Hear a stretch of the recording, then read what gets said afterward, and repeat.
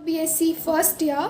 सो इससे पहले हम लोगों ने एग्जैक्ट डिफरेंशियल इक्वेशन का चैप्टर स्टार्ट किया था। तो उस वाले वीडियो में हम लोगों ने सारे एग्जैक्ट डिफरेंशियल इक्वेशन के क्वेश्चंस कैसे सॉल्व होंगे वो हम लोगों ने देख लिए थे। तो इस वाले वीडियो में हम लोग स्टार्ट करेंगे questions of not exact differential equation. जो इक्वेशन हमारा एग्जैक्ट नहीं है, जिसकी delta m by delta y और delta n by delta x की वैल्यू इक्वल नहीं आ रही थी, तो उन इक्वेशंस को हम लोग नॉट एग्जैक्ट बोलते हैं। तो उनको एग्जैक्ट कैसे बना के फिर उसका सोल्यूशन कैसे निकालें, इस वाले वीडियो में हम लोग वो देखेंगे।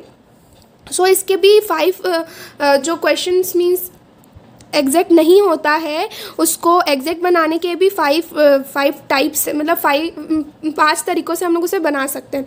तो सबसे पहले हमारा आता है, तो सबसे पहले हम लोग ये देखेंगे कोई भी गिवन इक्वेशन है वो होमोजीनियस है कि नहीं। अगर वो होमोजीनियस है तो उसका क्या निकालेंगे, उसका जो dx का जो कोएफिशिएंट रहता है उसको हम लोग m लेते हैं और dy का जो कोएफिशिएंट रहता है उसको n लेते हैं। तो उसमें m वाले में x का मल्टीप्लाई करेंगे और n वाले में y का मल्टीप्लाई करेंगे और उन दोनों का सम अगर नॉट इक्वल्स टू 0 आएगा तब हम उसको इस वाले मेथड से सॉल्व करेंगे। तब उसकी इंटीग्रेटिंग फैक्टर क्या होगी, तब उसकी इंटीग्रेटिंग फैक्टर होगी इस वाले इक्वेशन की 1/mx प्लस ny। तब ये उसकी इंटीग्रेटिंग। बट अगर हमारा इक्वेशन होमोजीनियस नहीं है, उसकी mx plus ny is equals to 0 आ जा रहा है, तब तो ये वाला मेथड हम अप्लाई नहीं कर सकते। तब क्या मेथड अप्लाई करेंगे वो देखते हैं।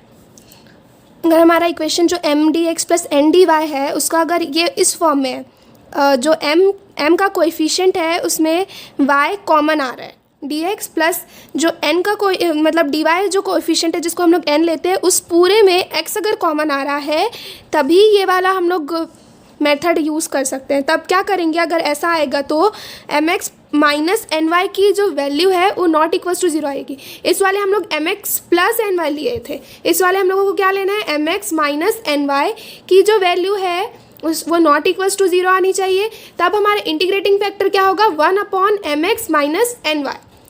और अगर ये वाला भी मेथड हमारा नहीं हो, मतलब ये वाली भी फॉर्म नहीं है हमारी, तो हम नेक्स्ट क्या करेंगे, जो हमारा इक्वेशन रहता है ना m dx plus n dy, उसमें क्या करेंगे, ये जो n है इसका 1, ये वाला एक फॉर्मूला आपको याद रखना पड़ेगा, 1/n ब्रैकेट में delta m upon delta y minus delta n upon delta x is equals to fx आना चाहिए। मीन्स फंक्शन ऐसी फंक्शन आनी चाहिए जिसमें सिर्फ x के टर्म्स होने चाहिए। तब हमारा इंटीग्रेटिंग फैक्टर क्या होगा, e to the power integration of fx dx, ये हमारा इंटीग्रेटिंग फैक्टर होगा। ये वाला भी एप्लीकेबल नहीं होगा तो हम फोर्थ वाला ट्रिक लगाएंगे। फोर्थ और थर्ड सिमिलर ही है, इसमें क्या लेंगे, 1/m delta n upon delta x minus delta m upon delta y is equals to fy। तब हमारा इंटीग्रेटिंग फैक्टर क्या होगा, e to the power integration of fy dy। तो ये दोनों सेम ही है, एक बार 1/n को कॉमन लेना, एक बार 1/m से ये, तो ये फॉर्मूला एक याद करेंगे तो दूसरा भी आपको याद हो जाएगा, बस थोड़ा सा ही डिफरेंस है। सो अब हम एक 5th वाला भी मेथड है उसको हम लोग लास्ट में डिस्कस करेंगे। तो ये चारों मेथड का हम लोग एक एक क्वेश्चन कर लेते हैं ताकि आप लोगों को क्लियर हो जाए कि कैसे नॉट एग्जैक्ट को एग्जैक्ट बनाते हैं। तो हम लोग सबसे पहले फर्स्ट मेथड को देखते हैं। तो ये देखिए वाला question, x² y minus 2xy square dx minus x³ minus 3x square y dy is equals to 0। तो हाल इक्वेशन को आप ध्यान से देखिए, इन सब की जो डिग्री है वो सेम है। x² y मतलब 3, इसकी डिग्री 3 है, xy स्क्वायर इसकी भी डिग्री 3 है, x³ इसकी भी डिग्री 3 है, x² y इसकी भी डिग्री 3 है। तो इसका मतलब ये हुआ कि जो हमारा इक्वेशन है वो होमोजीनियस है। तो अब इसमें हमारी m की वैल्यू क्या हो जाएगी, dx का कोएफिशिएंट n की वैल्यू होती है x² y minus 2xy square और n की value minus x³ plus 3x square y हो जाएगा। तो अब हाँ, पहले क्या करना है ना, हमें पहले इसको देखना है, चेक करना है कि एग्जैक्ट है कि नहीं। तो इसमें delta m by delta y की वैल्यू निकाले हैं, delta n by delta x की वैल्यू निकाले हैं। ये दोनों वैल्यू सिमिलर नहीं है, तभी हम लिखेंगे पहले कि given equation is not exact. फिर उसके बाद हम लोग वो मेथड, इसको एग्जैक्ट बनाने का मेथड लगाएंगे। तो इतना सॉल्व करने के बाद देखना है कि एग्जैक्ट नहीं है, फिर देखना कि कौन सा मेथड अप्लाई होगा। तो ये पूरा होमोजीनियस है, तो क्या करना है हम लोगों को, mx प्लस ny की जो वैल्यू आएगी, mx प्लस ny निकालना है, which is not equals to 0 आना चाहिए। नॉट इक्वल्स टू 0 आएगा तो ये हमारे फर्स्ट वाले मेथड से सॉल्व हो जाएगा। तो देखते हैं इसकी mx प्लस एन वाई की वैल्यू क्या आ रही है। सो पहले लिखेंगे जो हमारा गिवन इक्वेशन है वो होमोजीनियस है and mx plus n y, इसकी जब वैल्यू निकाले हैं तो वैल्यू आई है x square y square which is not equals to 0। मतलब हमारा इंटीग्रेटिंग फैक्टर क्या होगा 1/mx प्लस एन वाई। तो mx प्लस एन वाई की क्या वैल्यू निकाले थे हम लोगों ने एक्स स्क्वायर वाई स्क्वायर, तो ये हमारी इंटीग्रेटिंग फैक्टर हो गई। तो अब हम इक्वेशन को होमोजीनियस कैसे बनाएंगे, जो ये इंटीग्रेटिंग फैक्टर है इसको थ्रू आउट द इक्वेशन में जो हमारा जो गिवन इक्वेशन था उसमें क्या करेंगे हम लोग मल्टीप्लाई कर देंगे। तो मल्टीप्लाई करने पे क्या आएगा x square y minus 2x y square d x minus x cube minus 3x square y d y is equals to 0। ये हमारा गिवन इक्वेशन था, इसमें हम लोगों ने मल्टीप्लाई किया 1/x स्क्वायर वाई स्क्वायर का, तो ये हमारा ऐसा फॉर्म आ गया। तो अब हमारा m का वैल्यू क्या हो जाएगा dx का कोएफिशिएंट। अब हमारी न्यू जो m की वैल्यू होगी वो ये होगी, न्यू n की वैल्यू होगी ये वाली होगी। तो इसको हम लोगों ने लिख लिया। फिर delta m by delta y फिर से निकालेंगे तो उसकी वैल्यू आएगी -1/y square. Delta n by delta x की वैल्यू निकाले तो उसकी भी वैल्यू क्या आई -1/y स्क्वायर। अब न्यू वाले m और n को लेके इसकी वैल्यू निकालें, हम दोनों की वैल्यू सेम आ गई, तो दोनों की वैल्यू सेम है। तो now delta m by delta y is equals to delta n by delta x। Equation is exact. अब जो हम पहले फॉर्मूला लगाते थे वही लगाएंगे, integration of m dx y is equals to constant plus integration of n dy not containing x term is equals to c।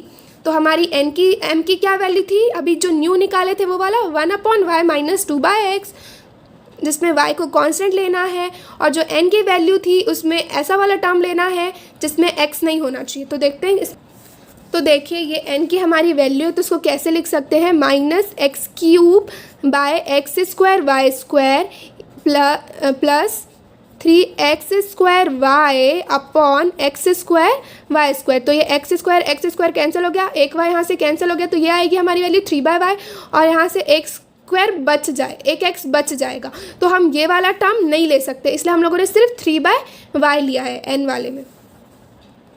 तो हम लोगों ने अब इसे इंटीग्रेट कर दिया है। आप लोगों को इंटीग्रेट करना तो आता ही है, इंटीग्रेट करने के बाद जो वैल्यू आएगी वो हमारी आंसर होएगी। तो अब हम लोग नेक्स्ट मेथड का क्वेश्चन देख लेते हैं जिसमें x और y कॉमन आता है। सो हमारा नेक्स्ट क्वेश्चन है x square y square plus x y plus 1 whole multiplication में y dx plus x square y square minus x y plus 1 whole multiplication में x dy is equals to 0। तो सबसे पहले हमारी m की value जो है उसको लिख देंगे, n की वैल्यू जो उसको लिख देंगे, उसके बाद delta m by delta y निकालेंगे, delta n by delta x निकालेंगे। उन दोनों की वैल्यू सेम आ रही है कि नहीं देखेंगे, तो इसमें देखिए वैल्यू सेम नहीं आ रही, यहाँ पे माइनस आ रहा है, यहाँ पे प्लस आ रहा है। तो क्या लिखेंगे, हमारी delta m by delta y is equals to delta n by delta x की वैल्यू इक्वल नहीं है, तो given equation is not exact. So फिर तो जो देखोगे हमारा जो गिवन इक्वेशन है वो कौन से फॉर्म का है, देखिए इसमें y कॉमन आ रहा है m की वैल्यू में और n की वैल्यू में x कॉमन आ रहा है। तो मतलब ये हम जो सेकेंड वाला मेथड पढ़े थे उससे होगा। तो given equation is of the form f1xy में y common dx plus f2xy में x common dy is equals to 0। तो इसमें हम लोग कैसे इंटीग्रेटिंग, उसके बाद ऐसा फॉर्म रहता था तो हम लोग क्या देखते थे mx माइनस ny की वैल्यू नॉट इक्वल्स टू 0 होनी चाहिए। इससे पहले वाले में हम लोग mx प्लस ny देखते थे, इसमें क्या देखेंगे mx माइनस ny की वैल्यू नॉट इक्वल्स टू 0 होनी चाहिए। तो हम लोग यहाँ पे m की वैल्यू लिए जो था, उसके बाद x उसमें इंटू किए, माइनस n की वैल्यू लिए उसमें y इंटू किए, फिर उसके बाद क्या आया, जो वैल्यू है वो आई 2x square y square which is not equals to 0। ये माइनस है ना, प्लस नहीं है, which is not equals to 0। तो एक मिनट, ये given equation is not exact, यहाँ पे नहीं लिखना है। तब अब हमारी इंटीग्रेटिंग फैक्टर की क्या वैल्यू हो जाएगी 1/mx minus ny। mx minus ny की वैल्यू अभी हम लोगों ने निकाली 2x स्क्वायर वाई स्क्वायर। तो multiplying by integrating factor through out the given equation, उसको मल्टीप्लाई करने के बाद ये हमें मिलेगा, ये हमारा इक्वेशन था, ये हमारा इक्वेशन था, यहाँ पे dy। तो इसमें हम लोगों ने इंटीग्रेटिंग फैक्टर से मल्टीप्लाई कर दिया। तो अब हमारी न्यू वाली m की वैल्यू ये आ गई, न्यू वाली n की वैल्यू ये आ गई। अब delta m by delta y निकालेंगे, फिर उसके बाद delta n by delta x निकालेंगे, दोनों की वैल्यू इक्वल आई। मतलब हमारा जो गिवन इक्वेशन है अब वो हम लोगों ने इसको एग्जैक्ट बना दिया। तो अब उसकी सॉल्यूशन निकालेंगे, integration of m d x y is equals to constant plus integration of n d y not containing x term. अब इसमें सिंपली हम लोगों को m की वैल्यू रख के इंटीग्रेट कर देना है, n की वैल्यू जिसमें x ना हो। अब ये n की वैल्यू हमारी क्या है, ये इसमें ये वाले में भी x है, ये वाले में भी x है, तो सिर्फ हम लोग क्या लेंगे -1/2y, तो -1/2y। सो ये हमारी m की वैल्यू dx प्लस ये हमारी n की value -1/2y dy is equals to c। इनका इंटीग्रेशन करने पे हमें ये वैल्यू मिलेगी। सो इंटीग्रेशन तो आप लोगों से हो ही जाएगा। सो अब हम लोग नेक्स्ट क्वेश्चन करते हैं। नेक्स्ट हमारे पास जो क्वेश्चन है वो है x² + y² + 1 dx - 2xy dy is equals to 0। तो इसमें m की जो वैल्यू से लिख देते हैं, n की वैल्यू जो है -2xy है, Δm/Δy निकालेंगे, Δn/Δx निकालेंगे, तो इन दोनों की वैल्यू इक्वल नहीं है, ये 2y है, ये -2y है, तो हमारा जो गिवन इक्वेशन है इज़ नॉट एग्जैक्ट। तो अब इसे हम लोगों को एग्जैक्ट बनाना है। तो इसमें देखिए क्या इसमें फर्स्ट वाला मेथड अप्लाई होगा। फर्स्ट वाला मेथड क्या कहता है, हमारा होमोजीनियस होना चाहिए इक्वेशन। पर देखिए इसका यहाँ का डिग्री 2 है, y² की डिग्री भी 2 है, लेकिन 1 की डिग्री तो 0 है, और यहाँ पे भी डिग्री 2 है, तो ये इक्वेशन होमोजीनियस नहीं, तो फर्स्ट वाला मेथड नहीं अप्लाई हो सकता। सेकेंड वाला मेथड क्या कहता है कि m की वैल्यू में y कॉमन आना चाहिए, n की वैल्यू में x कॉमन आना चाहिए। तो n की वैल्यू में चलो x तो है, बट m की वैल्यू में y है नहीं, तो सेकेंड वाला भी नहीं होगा। तो अब हम लोग थर्ड वाला अप्लाई करेंगे। थर्ड वाला क्या था, 1/n Δm/Δy - Δn/Δx, ये वाला हमारा फॉर्मूला था, उसकी वैल्यू निकालनी थी हमें। ये देखिए ये वाला जो हमारा फॉर्मूला है, इसकी वैल्यू निकालनी है जो f(x) के इक्वल आनी चाहिए। तो 1/n क्या था हमारा, n का वैल्यू क्या था -2xy। ये देखिए n का वैल्यू हमारा -2xy है, तो अब इसे इसमें रख देंगे, यहाँ पे पुट करेंगे -1/2xy। Δm/Δy की वैल्यू थी 2y, Δn/Δx की वैल्यू थी -2y, तो यहाँ पे प्लस हो गया। इसको सॉल्व करने पे हमारा वैल्यू आता है -2/x which is the function of x। तो ये fx के में आ गया। सो ये वाला मेथड अप्लाई हो रहा है। तो अब हम इंटीग्रेटिंग फैक्टर निकालेंगे। इंटीग्रेटिंग फैक्टर क्या है, e⁻∫ integration of fx dx। तो ये fx के प्लेस में -2/x रख देंगे। ये देखिए -2/x रखे तो हमारा वैल्यू क्या आ गया इंटीग्रेटिंग फैक्टर का, e और log कैंसिल हो जाने के बाद 1/x²। तो इस 1/x² को गिवन इक्वेशन में थ्रू आउट मल्टीप्लाई कर देंगे। ये हमारा गिवन इक्वेशन था, इसमें x² मल्टीप्लाई करने पे हमारी m की वैल्यू क्या आ गई 1/x² x² + y² + 1, n की वैल्यू क्या आ गई -2y/x। अब हम इससे फिर से चेक करेंगे कि अब हमारा इक्वेशन एग्जैक्ट बना है कि नहीं। Δm/Δy की अब इसमें वैल्यू आ गई हमारी 2y/x², Δn/Δx की वैल्यू आ गई हमारी 2y/x²। मतलब 3 और 4 से ये पता चलता है कि ये दोनों वैल्यू इक्वल है, मतलब हमारा गिवन इक्वेशन एग्जैक्ट है। Hence on integration the required solution is. अब इंटीग्रेट करके जो हमें सॉल्यूशन निकालना है उसे निकाल देखिए। Integration of m dx y is equals to constant plus integration of n dy not containing x terms. इसे तो m की जो भी न्यू वाली वैल्यू निकालें उसको रखेंगे यहाँ पे, n में सारे ही टर्म्स में x थे करके यहाँ पे हम लोगों ने क्या वैल्यू लिया है 0। सो इसका इंटीग्रेशन करने पे हमें मिलेगा x² - y² - 1 is equals to cx। तो ये हमारा आंसर हुआ।